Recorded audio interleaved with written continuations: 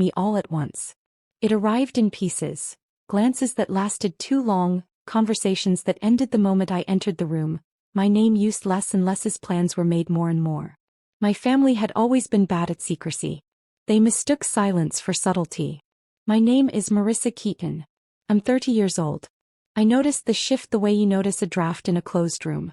Nothing obvious. Just a chill where there hadn't been one before. My mother started asking questions that felt rehearsed. My brother asked for my spare key twice in 1 week. My aunt mentioned casually that it was good I lived alone. Each detail harmless on its own. Together they formed a shape I recognized too well. I've always been the careful one. The one who watches before stepping. The one who counts exits without announcing it.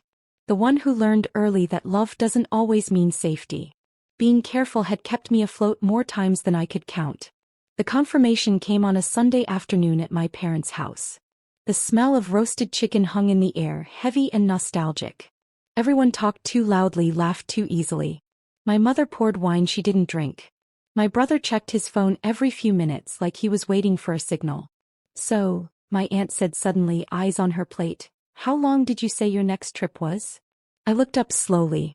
3 weeks, I said. "Why?" He shrugged. "Just curious." No one met my eyes. A memory drifted in without asking.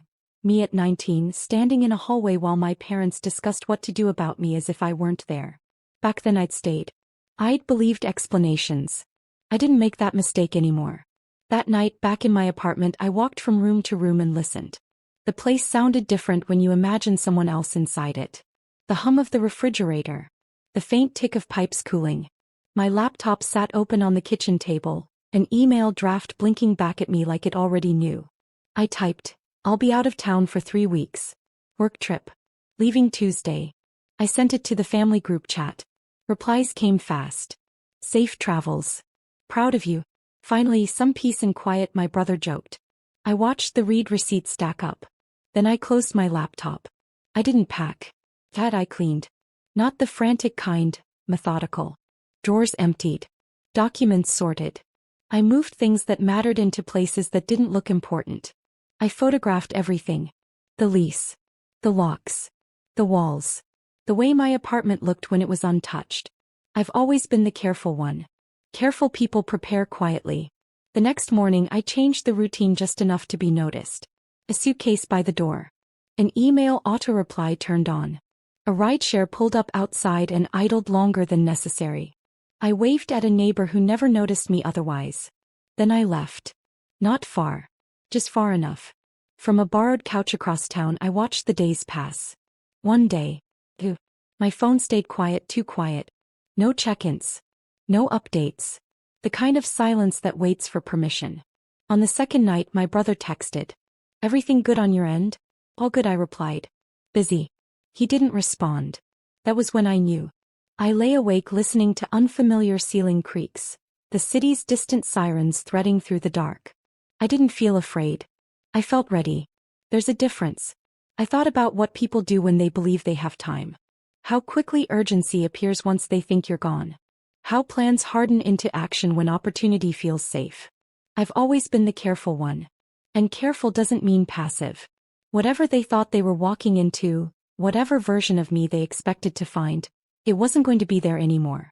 2 days after I left, my phone lit up with a notification from the building's security app. Motion detected. My front door camera had activated. I didn't move. I didn't breathe. I watched. Hands I recognized reached for my lock with confidence that didn't belong to them. The door opened. And the moment they stepped inside my apartment, the plan they'd built around my absence collapsed into something else entirely. Something they hadn't prepared for. Something that would leave them standing perfectly still. The camera feed shook slightly as the door swung open. Familiar shoes crossed the threshold first. My brother's scuffed at the toes. My aunt followed, her purse tucked under her arm like she was running errands, not crossing a line. My mother came last. She hesitated just long enough to scan the hallway, the way people do when they expect something to jump out and stop them. Nothing did. The lights were on. The apartment looked normal. Too normal. My couch sat where it always had. The rug was straight. The air seemed still, obedient. They stepped inside with the confidence of people who believed permission was implied by proximity. I've always been the careful one. Careful people understand that appearances are part of the trap. From the borrowed couch across town, I watched the live feed on my phone. The audio crackled softly as their footsteps echoed through the entryway. My brother laughed under his breath. See? She never locks anything down. My mother didn't answer. She moved slowly, eyes tracking the walls, the corners, the ceiling. He felt it too, that wrongness you can't name until it names you. They went straight for the bedroom. The door was open. The bed was neatly made. The closet stood half empty, hangers spaced too evenly. Drawers pulled open revealed folded clothes that weren't mine. Neutral. Unfamiliar. My aunt picked up a sweater, frowned, and set it back like it might stain her hands. Did she already move? She asked. My brother shrugged. She said 3 weeks. My mother crossed the room and stopped.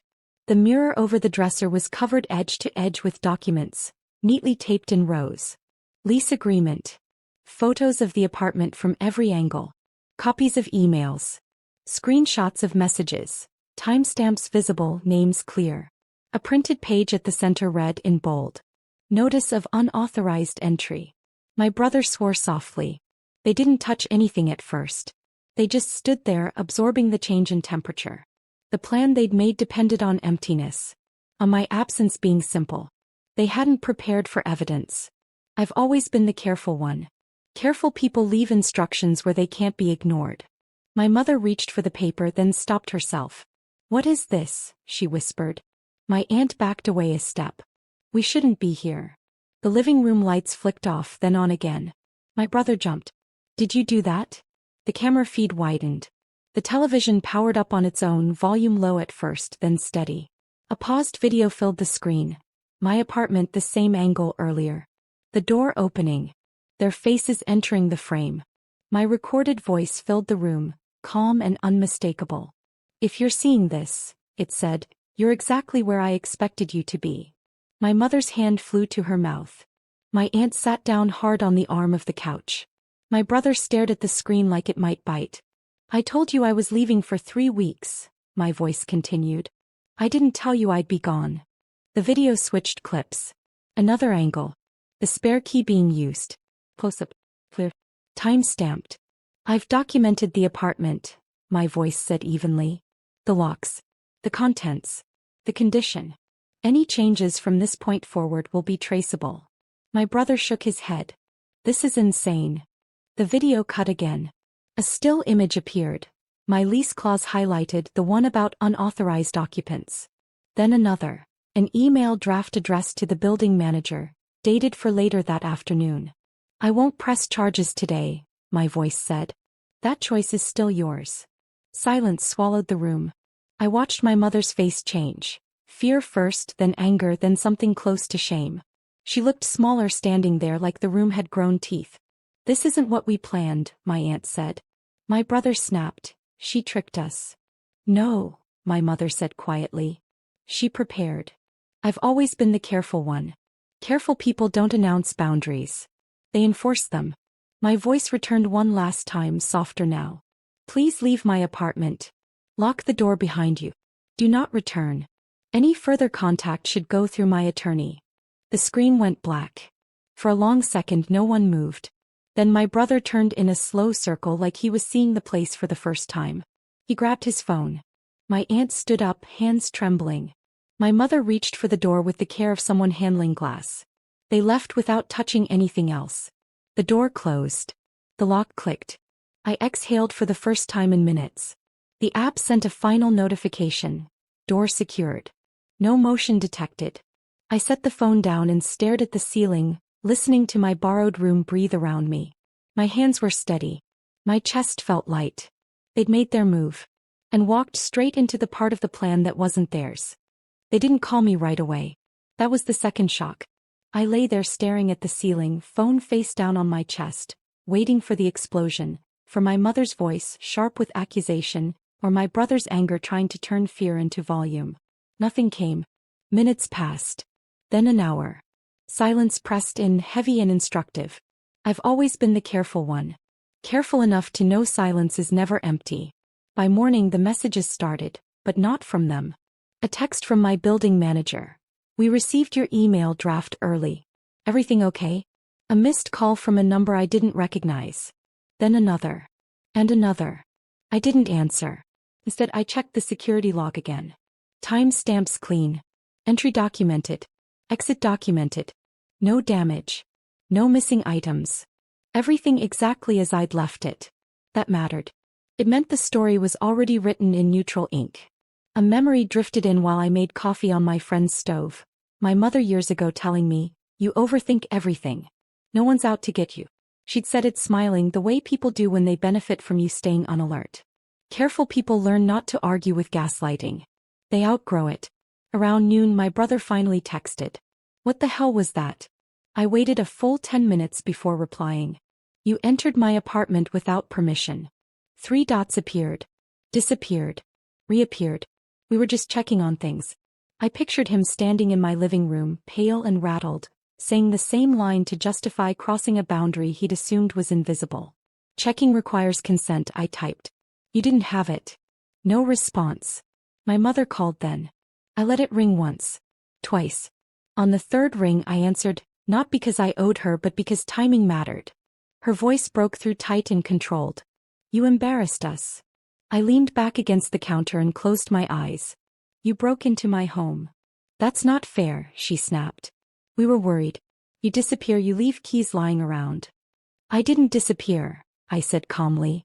"I informed you I'd be gone." "You lied." "Yes," I replied. "About the length of the trip. Not about the boundary." Silence crackled on the line. "You set a trap," she said finally, disgust and disbelief tangled together. "I set documentation," I said. "You set yourselves up." She exhaled sharply. "This family doesn't work like this." I almost laughed. "It does now. I've always been the careful one. Careful enough to change rules when the old ones only protected other people." He tried a different angle. "Your aunt is shaken. Your brother's furious. This didn't have to happen." "It already did," I said. "Because you assumed access. You could have just said no." "I did," I replied. "Many times. You just didn't hear it until there were consequences." Her voice softened suddenly, slipping into the tone she used when she wanted something undone. "We can fix this." "No," I said. "We can stop it." That landed harder than anything else. "I've forwarded the footage to my attorney," I continued. "And to the building. If there's any further attempt to enter my space, it won't be handled privately." "You'd really do that?" she asked. "I already have." The line went dead. That afternoon I returned to my apartment. Not quietly. Not dramatically. Just with my keys in my hand and the kind of calm that only comes after a decision has already been lived through once. The door opened to the same stillness I'd left behind. Nothing touched. Nothing disturbed. Except one thing. On the kitchen counter sat a single envelope. No stamp. No address. Just my name, written in my mother's handwriting. I didn't open it. I stood there instead, listening to the familiar hum of my refrigerator, the city breathing through the windows, the life I'd built continuing without permission. I've always been the careful one. Careful enough to know when curiosity is a hook. I slid the envelope into a drawer and locked it. Whatever apology or accusation it contained could wait. Because for the first time I wasn't reacting to their move. I was deciding the next one. I didn't open the envelope for 3 days. Not because I was afraid of what it said, but because I finally understood how often urgency had been used against me. Open this now. Answer this now. Fix this now. I let the drawer stay closed and paid attention to how calm that choice felt. I've always been the careful one. Careful enough to let time work for me instead of against me. Life resumed in small, deliberate steps. I slept in my own bed again. I cooked meals that didn't need explaining.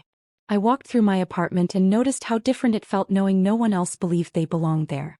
The space felt cleaner, not physically but emotionally, like air after a storm has moved through. My family went quiet. No more calls. No surprise visits. No messages dressed up as concern. Silence this time wasn't a tactic. It was retreat. On the 4th day, my building manager emailed to confirm the locks had been rekeyed and the access logs archived. "Just in case," he wrote. I replied with a simple thank you and felt something settle permanently into place. That evening I finally took the envelope out. I sat at the kitchen table, the same one my family had assumed they'd someday sit around again without asking.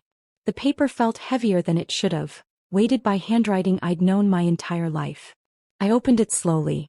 Inside was not an apology. It was a list. Concerns. Grievances. Lines about trust and betrayal. A paragraph about how families don't involve lawyers. A sentence that said you've changed. I read it once, then folded it back up. Of course I had. Change was the whole point. A memory drifted in, me at 22 letting my brother crash on my couch for a few weeks, that became months. Me apologizing for asking when he planned to leave. Me learning again that boundaries were treated as insults in my family. I've always been the careful one.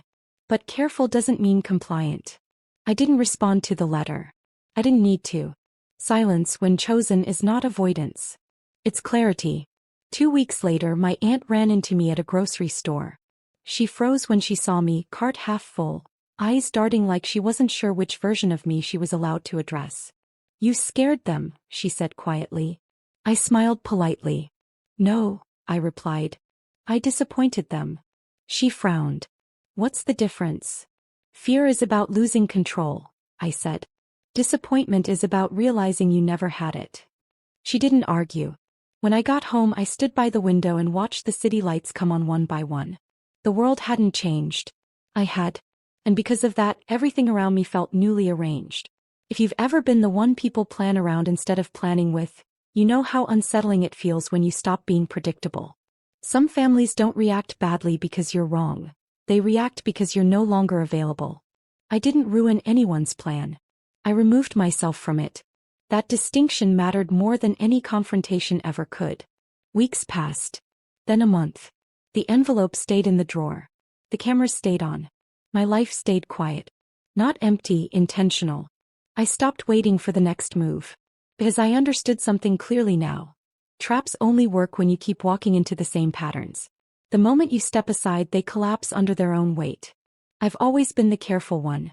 Careful enough to survive. Now careful enough to choose peace. I turned off the kitchen light, locked the door, and went to bed knowing that no one would enter my space without my consent, physically or otherwise. Whatever shock they felt that day wasn't because I tricked them. It was because they finally saw me. And they didn't recognize the version standing there. Control ends with a closed door.